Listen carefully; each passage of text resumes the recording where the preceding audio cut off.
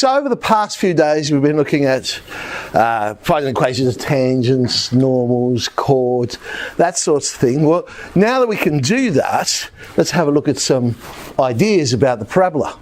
So first of all, let's talk about these things called focal chords, as the name suggests, a chord that passes through the focus. Now, one of the geometrical properties, let's not call them a thing, one of the geometrical properties of a focal chord is that when we draw those two tangents, that external point will always be on the directrix. And not only that, the tangents will meet at right angles as well. So we're going to prove that.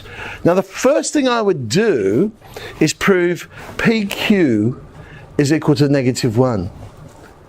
Now, you may recall, it was last term, but when we looked at chords, we looked at focal chord and we came up with that relationship, PQ equals -1. And we basically did it by saying, well, the slope of PQ was going to be the same as the slope of PS, equated them.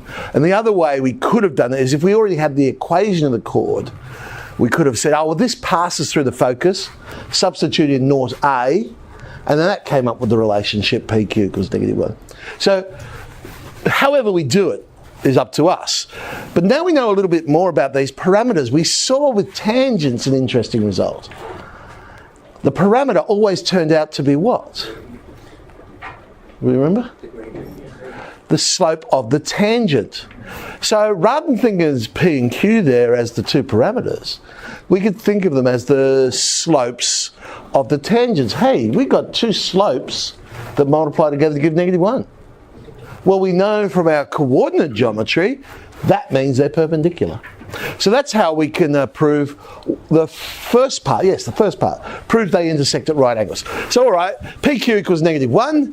We can then say, well, we know, or prove it, whatever the question is asking us to do, that the slope of the tangent of P would be P, slope of the tangent of Q would be Q. We know PQ is -1, therefore the tangents are perpendicular to each other. So we got the first part there. The next bit was on the directrix. So if we go and find the point of intersection of the two tangents, now the directrix, well, the x value is really not relevant, because if you recall, the equation of the directrix is y equals -a. So as long as we can prove y equals -a. Well, if we have a look at y is AP cubed, but again, we just proved PQ is -1. So it's a simple substitution. We get y equals -a. So it doesn't matter what P and Q is for this, as long as at the end of the focal chord, we know it will land on the line y equals -a. So yes, it also meets on the directrix. So thus we've proven that particular geometrical property of a parabola. One of the more interesting ones is the reflection property. It's a bit of a mouthful, but any line parallel to the axis of the parabola is reflected towards the focus. Any line from the focus of the parabola is reflected parallel to the axis. Thus, a line and its reflection are equally inclined to the normal as well as to the tangent. Oh my goodness. There's a bit of a diagram to try and explain that. So what we're saying is, hey, this is one where it's collecting the sound waves, whatever it happens to be, but anything that comes in parallel to the axis will go through to the focus. So with your radar dishes and things like that, they usually put the collection for all the satellite images, whatever it is they're collecting, at the focus, and all bang, in it goes. Here's our diagram. Now, what we're basically proving is the angle of incidence is equal to the angle of reflection. That basic property from science. Okay? That's what we want to prove. If we can prove that, then we know the reflection property is true. So we're going to prove angle SPK, because how do you get an angle when you're going to a curve? Well, you don't measure it to the curve, you measure it to the tangent, so you've got a straight line you can work with. So we want to prove SPK is equal to BPC. Now, in reality, the angle of incidence and the angle of reflection are SPD and DPC. It's actually towards the normal. However, if we can prove that those tangent angles are equal, that's good enough because we know perpendicular and do that. So we're going to prove SPK is equal to CPB. So as I say, angle of incidence equals angle of reflection. I'm going to draw in, well, it's already been drawn in for me, but CP, and I'm going to make that also parallel to the y-axis to help out with this one. So the first thing I would do then is go and find the equation of the tangent. So y equals px minus ap squared. So whether that is I go and prove it, if that's what they want us to do, or we look it up off our reference sheet, however we get it, we get the equation of the tangent. I want to find the coordinates of k. I know it meets the y-axis when x equals 0. So I simply sub that in, and I've got, well, it's minus ap squared.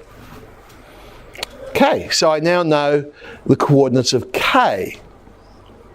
So the length of SK, well, it's just a vertical line. I don't need any formulas here. I just add two distances together. I know from the origin down to K must be AP squared, and from the origin up to the focus it must be A. So the length of SK must be A plus AP squared.